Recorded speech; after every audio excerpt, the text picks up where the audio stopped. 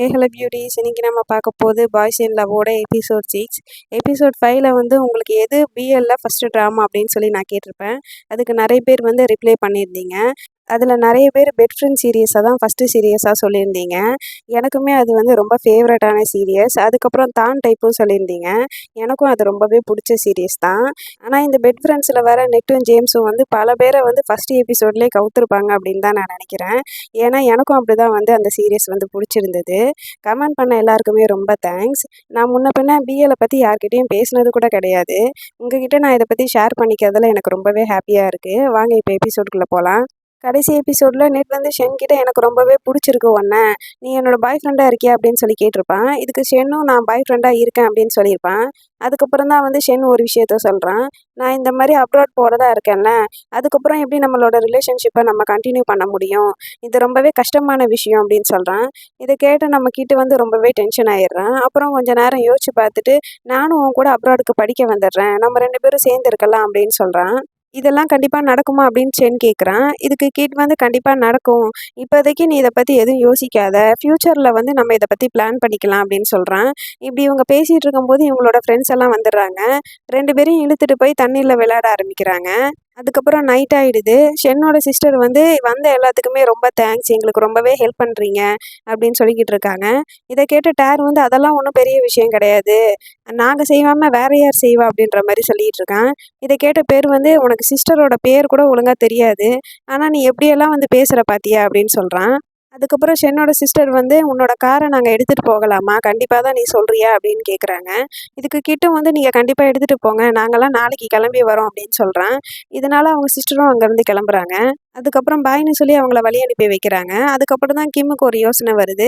நம்மளும் அவங்க கூடயே போகலாமே, நம்ம ஏன் நாளைக்கு தனியாக போகணும் அப்படின்ற மாதிரி கேட்குறான். இதுக்கு பேர் வந்து டேர் இங்கே கொஞ்சம் இடத்த சுற்றி பார்க்கணும்னு நினைக்கிறான், அதனால தான் நாங்கள் இங்கே ஸ்டே பண்ண போகிறோம் அப்படின்னு சொல்கிறான்.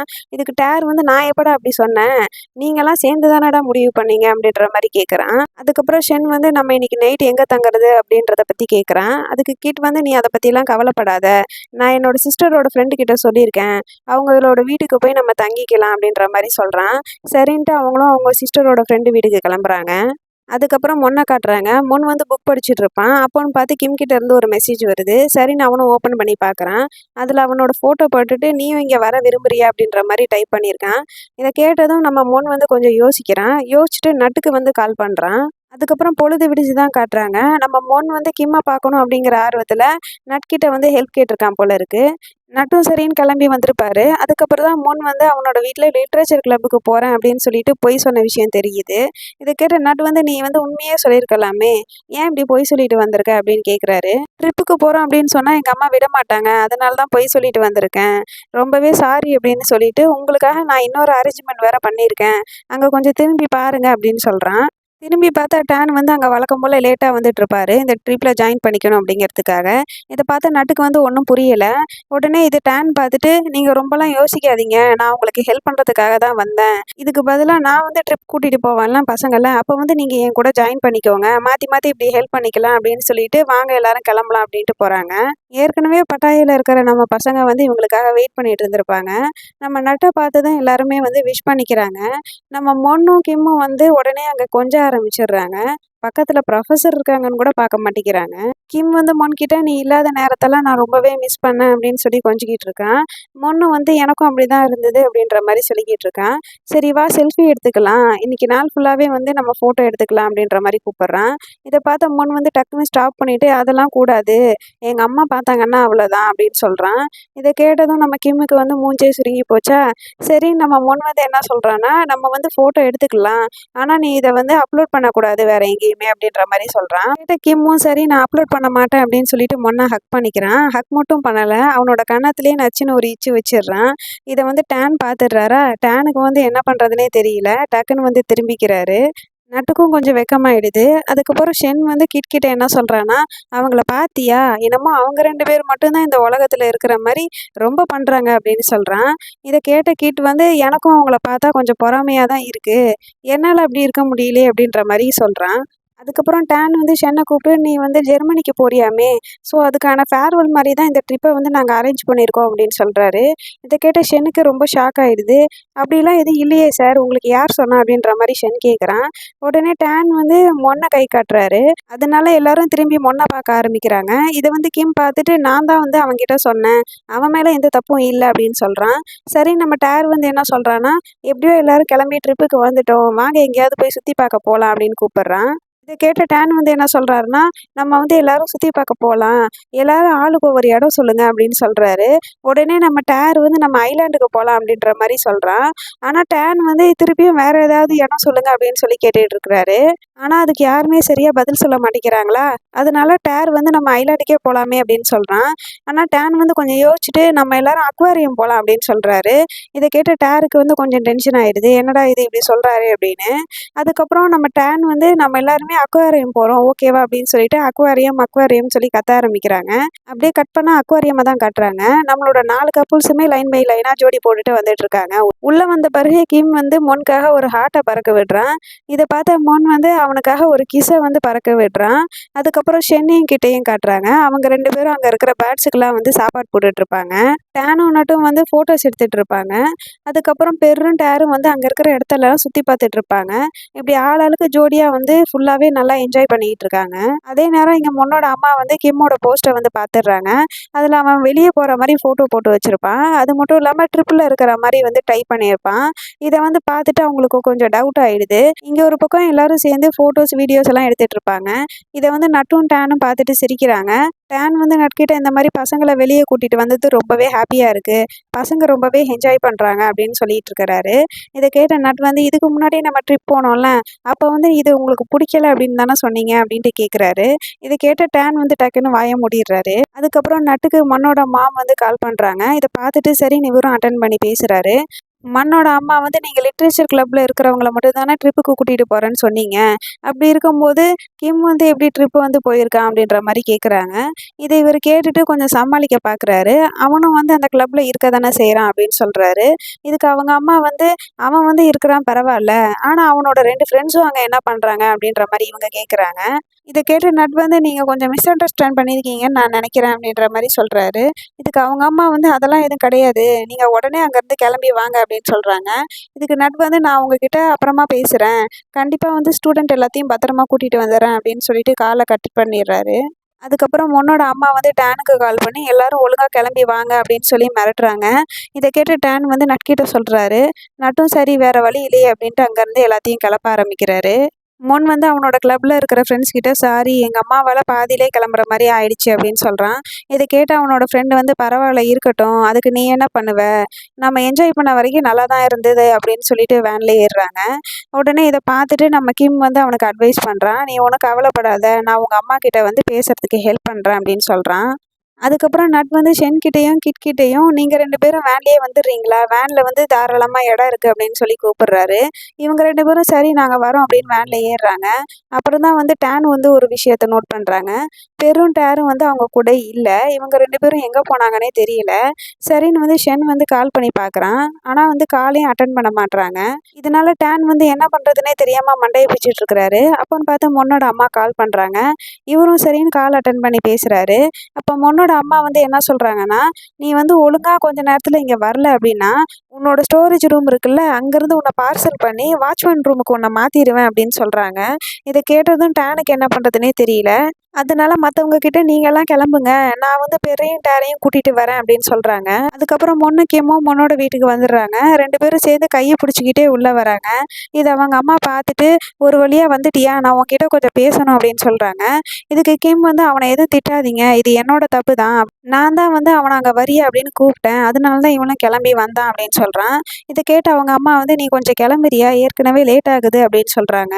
உடனே கிம் வந்து மொன்ன பார்க்குறான். மொன்னும் சரி நீ வீட்டுக்கு போ அப்படின்னு சொல்றான். இதனால கிம் வந்து அங்கேருந்து கிளம்பிடுறான். அதுக்கப்புறம் முன்னோட அம்மா முன்கிட்ட நீ ஏன் இப்படி என்கிட்ட பொய் சொல்லிட்டு போன அப்படின்னு கேட்குறாங்க. இதை கேட்ட முன் வந்து வேகமாக அவனோட ரூம்குள்ளே போய் கதவை சாத்திக்கிறான். உள்ளே போய் வந்து ஹெட்செட் மாட்டிட்டு பாட்டு வச்சுட்டு புக் படிக்க ஆரம்பிக்கிறான். இவன் இப்படி பாட்டு கேட்டுட்டு இருக்கிறதுனால அவங்க அம்மா கூப்பிட்றது இவனுக்கு சுத்தமாக கேட்க மாட்டேங்குது. அவங்க அம்மாவும் இவன் பாட்டு கேட்குறான் அப்படிங்கிறது தெரியாமவே வந்து முன் கதவு தொற அப்படின்னு சொல்லிட்டு கூப்பிட்டுட்டே இருக்காங்க. அதுக்கப்புறம் கொஞ்ச நேரம் கழிச்சு முன்னோட அம்மா வெளியே வந்து பார்க்குறாங்க. கிம் வந்து அங்கே உட்காந்துட்டு இருப்பான். கிம்மும் வந்து அவங்க அம்மாவை பார்த்துடுறான். அவங்க கிட்ட எந்திரிச்சு வந்து என்ன சொல்கிறான்னா, நான் உங்ககிட்ட சொல்லிட்டு போகலான்னு தான் வெயிட் பண்ணுறேன், போயிட்டு வரேன் அப்படின்னு சொல்லிட்டு கிளம்புறா. அப்புறம் என்ன நினச்சாலும் தெரியல, திருப்பியும் வரான். வந்து இந்த மாதிரி அவன் மேலே எந்த ஃபால்ட்டும் இல்லை, நான் தான் வந்து ட்ரிப்புக்கு கூப்பிட்டேன் அப்படின்னு சொல்கிறான். இதை கேட்டு அவங்க அம்மா வந்து அதனால் எந்த பிரச்சனையும் இல்லை, நீ வந்து இப்போ முதல்ல வீட்டுக்கு கிளம்பு அப்படின்னு சொல்கிறாங்க. சரின்னு வந்து இவனும் வீட்டுக்கு கிளம்புறான். அதுக்கப்புறம் பொண்ணோட அம்மா வீட்டுக்குள்ளே வராங்க. அப்போன்னு பார்த்து பொண்ணும் கீழே இறங்கி வரான். இதை அவங்க அம்மா பார்த்துட்டு உனக்கு இப்பயாவது என்கிட்ட பேசணும்னு தோணுச்சா அப்படின்னு சொல்லிட்டு பேச ஆரம்பிக்கிறாங்க. நீ ஏன் என்கிட்ட பொய் சொன்ன அப்படின்னு கேட்குறாங்க. இதுக்கு முன் வந்து நான் போகிறத வந்து உங்ககிட்ட சொன்னால் நீங்கள் தடுத்துருவீங்களோன்னு எனக்கு பயமாக இருந்துச்சு, அதனால தான் நான் உங்ககிட்ட சொல்லாமல் போனேன் அப்படின்னு சொல்கிறான். இதுக்கு அவங்க அம்மா வந்து நீ ஒன்றும் போனது எனக்கு பிரச்சனை கிடையாது, நீ ஏன் என்கிட்ட பொய் சொல்லிட்டு போன அப்படின்னு கேட்குறாங்க. அதான் நான் தான் சொல்கிறேன்ல, நீங்கள் சப்போஸ் அதை தடுத்துட்டீங்கன்னா என்ன பண்ணுறது, அதனால தான் நான் பொய் சொன்னேன் அப்படின்னு சொல்கிறான். இதை கேட்டு அவங்க அம்மா வந்து ஒரு நாள் இல்லைனாலும் ஒரு நாள் அவன் வந்து உன்னை ஹர்ட் பண்ணிட்டா என்ன பண்ணுவ அப்படின்னு சொல்லி கேட்குறாங்க. இதுக்கு முன் வந்து அப்படிலாம் எதுவும் நடக்காது, அப்படியே நடந்தாலும் நான் வந்து அதை ஹேண்டில் பண்ணி பழகிக்கணும் அப்படின்னு சொல்கிறான். இதுக்கு அவங்க அம்மா வந்து இது ரொம்பவே கஷ்டமாக இருக்கும், உன்னால் ஹேண்டில் பண்ண முடியாது அப்படின்னு சொல்கிறாங்க. இதுக்கு முன் வந்து நீங்கள் ஸ்ட்ராங் அப்படின்னா நானும் ஸ்ட்ராங்காக தானே இருப்பேன் அப்படின்னு சொல்கிறான். இதை கேட்டதும் அவங்க அம்மா சிரிச்சிடுறாங்க. உடனே நீ வந்து இனிமேல் பொய் சொல்லக்கூடாது என்கிட்ட அப்படின்னு சொல்லி கேட்குறாங்க. இதுக்கு முன் வந்து சரி நான் இனிமேல் பொய் சொல்ல மாட்டேன், இனிமேல் என்னோட பாய் ஃப்ரெண்ட் கூட வெளியே போகிறேன் அப்படின்னா கண்டிப்பாக உங்ககிட்ட சொல்லிட்டு போகிறேன் அப்படின்னு சொல்கிறான். அதுக்கப்புறம் நட்டை காட்டுறாங்க. நட் வந்து ஒரு வழியா பெர்ரியும் டேரையும் கண்டுபிடிச்சிடுறாரு. இவர் வந்து குச்சியோட வெயிட் பண்ணிட்டு இருந்திருப்பாரா, இதை பார்த்துட்டு இவங்க 2 பேரும் பயந்துடுறாங்க. நட் வந்து உங்களுக்கு சேர்ந்தே வர தெரியாதா, இவ்வளோ நேரமா சுற்றுவீங்க அப்படின்னு சொல்லிட்டு அந்த கம்பை வச்சு அடிக்கிறதுக்காக போகிறாரு. அதுக்கப்புறம் 2 பேத்தையும் வேன்ல ஏத்திட்டு நட்க்கு கால் பண்றாரு. நான் இந்த மாரி 2 பேத்தையும் கண்டுபிடிச்சுட்டேன், அங்க வந்து வந்துகிட்டு இருக்கேன் அப்படின்னு சொல்லிட்டு இருக்கிறாரு. இத வந்து கேட்ட நட் வந்து என்ன சொல்றாருன்னா, நான் உங்களுக்காக இந்த ஸ்டாஃப் ரூம்ல தான் வெயிட் பண்றேன், நீங்க வாங்க அப்படின்னு சொல்றாரு. இத கேட்ட டான் வந்து நான் பாத்துக்கிறேன், நீங்க வீட்டுக்கு போங்க அப்படின்னு சொல்றாரு. ஆனா நட் வந்து அதெல்லாம் வேணாம், நீங்களும் நானும் ஒரே டீம் தான், அப்படி இருக்கும்போது 2 பேரும் சேர்ந்தே வீட்டுக்கு போலாம் அப்படின்னு சொல்றாரு. இத கேட்டு டானுக்கு வந்து வெக்கமாயிடுது. சரின்னு ஃபோனை வச்சிடுறாங்க 2 பேரும். அதுக்கப்புறம் திரும்பி பார்த்தா பெரும் டாரும் அங்க நல்லா தூங்கிட்டு இருக்கிறாங்க. அதுக்கப்புறம் கிம் வந்து அவனோட வீட்டுக்கு நடந்து போய்கிட்டு இருப்பான். அப்போன்னு பார்த்து மொன் மெசேஜ் பண்ணுறான்.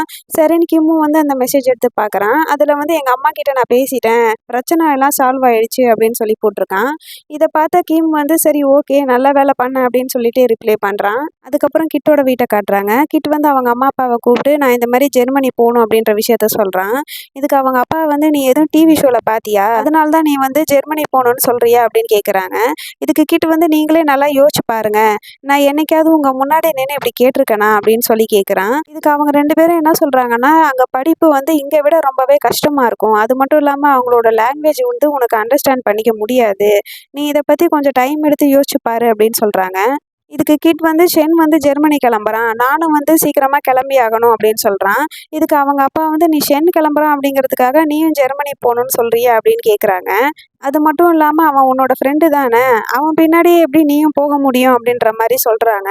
இதுக்கு கிட் வந்து அவன் எனக்கு வெறும் ஃப்ரெண்டு கிடையாது, அதுக்கும் மேலே அப்படின்னு சொல்லிட்டு அங்கேருந்து கிளம்புறான். அதுக்கப்புறம் ஷென்னோட வீட்டை தான் காட்டுறாங்க. ஷென் வந்து அவனோட பூனைக்குட்டி கூட வெளியே உட்காந்துட்டு இருப்பான். அப்போ அவங்க அம்மா வந்து பேச ஆரம்பிக்கிறாங்க. நீ இந்த மாதிரி ஜெர்மனி வரதை பற்றி என்ன யோசிச்சு வச்சிருக்க, எப்படி பார்த்தாலும் உங்கள் அப்பா சீஸை என் கூட அனுப்ப மாட்டாங்க, நீ என் கூட வந்தீங்கன்னா நல்லாயிருக்கும், அப்ராடில் படிக்கிறது தானே உன்னோட ட்ரீமு, அதனால் என் கூட வந்துடுறேன் அப்படின்னு சொல்லி கேட்குறாங்க. ஆனால் ஷென் வந்து எந்த பதிலும் சொல்ல மாட்டேங்கிறான். அதை பார்த்துட்டு அவங்க அம்மா வந்து நான் உன்னை ரொம்பவே லவ் பண்ணுறேன், நீயும் என்ன லவ் பண்ணுற தானே அப்படின்னு சொல்லி கேட்குறாங்க. இதுக்கு ஷென்னும் வந்து ஆமாம் நானும் உங்களை ரொம்பவே அதிகமாக லவ் பண்ணுறேன், ஆனால் நீங்களும் அப்பாவும் சண்டை போடாமல் இருந்தால் நல்லாயிருக்கும் அப்படின்னு சொல்கிறான். இதுக்கு அவங்க அம்மா வந்து நானும் உங்கள் அப்பாவும் வேற வேற மாதிரி இருக்கோம், அதனால் எங்களுக்குள்ளே வந்து சண்டைங்கிறது ஓயவே மாட்டேங்குது அப்படின்ற மாதிரி பேசிக்கிட்டு இருக்காங்க. அதுக்கப்புறம் கிட்ட காட்டுறாங்க. கிட் வந்து ஷென்னை பார்க்கறதுக்காக தான் வந்துட்டு இருப்பான். அப்போ ஷென்னுக்கு வந்து மெசேஜ் பண்ணுறான், நான் உன்னை பார்க்கறதுக்காக தான் வந்துட்டு இருக்கேன் அப்படின்ற மாதிரி.